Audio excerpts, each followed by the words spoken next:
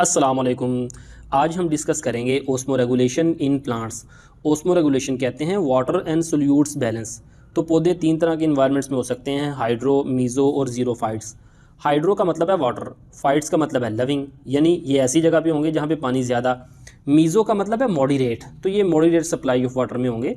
जबकि ज़ीरो का मतलब है एक्सट्रीम टेरेस्ट्रियल कंडीशन, ऐसी जगह पे होंगे जहाँ पे पानी बहुत कम है। तो हाइड्रोफाइट्स इनके पास पानी ज़्यादा होता है, तो ये क्या करते हैं, रिमूव फ्लडिंग ऑफ वाटर, पानी रिमूव करते हैं। जिसमें ऐसी एडेप्टेशंस होती हैं कि एक्स्ट्रा पानी को रिमूव करें।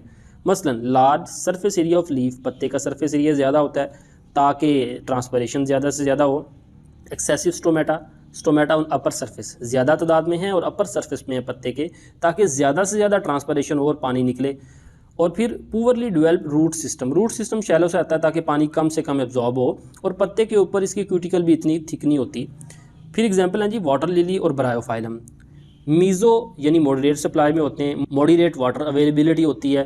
अब पानी जब इन सफिशेंट सप्लाई ऑफ वाटर, जब पानी ज़्यादा होता है तो क्या करते हैं, स्टोमेटा केप्ट ओपन, स्टोमेटा खोल देते हैं ताकि ट्रांसपरेशन के जरिए निकल जाए। इन रिस्ट्रिक्टेड सप्लाई, जब पानी कम होगा, स्टोमेटा केप्ट क्लोज, स्टोमेटा बंद हो जाएंगे ताकि पानी को महफूज किया जा सके। मसलन ब्रासिका, रोज़, मैंगो, आपके दाएं बाएं ज़्यादातर मीज़ोफाइट्स हैं। जीरो फाइट्स में क्या अडेप्टेशन है, reduce rate of transpiration, transpiration को कम करना होता है इन्होंने ताकि पानी कम से कम लॉस हो।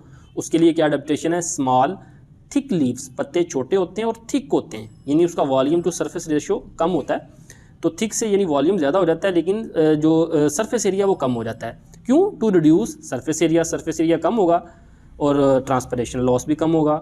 Thick waxy and leathery cuticle, cuticle मोटी होगी, ट्रांसपरेशन कम से कम होगी।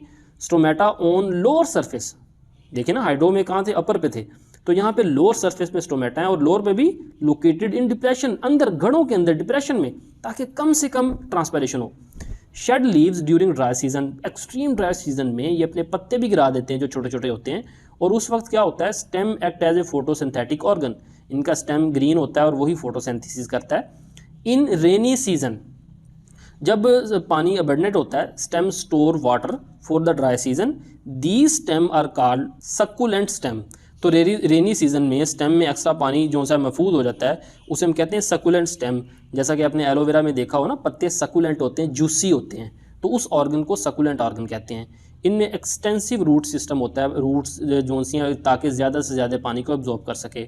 मिसाल के तौर पर कैक्टस, यूफोरबिया, ओपंचा, ये इसकी प्रोनाउंसिएशन होगी ओपंचा। तो ये था आज का लेक्चर, उम्मीद है आपको समझ आई होगी। मिलते हैं नेक्स्ट लेक्चर के साथ। अस्सलाम वालेकुम रहमतुल्लाहि व बरकातुहू।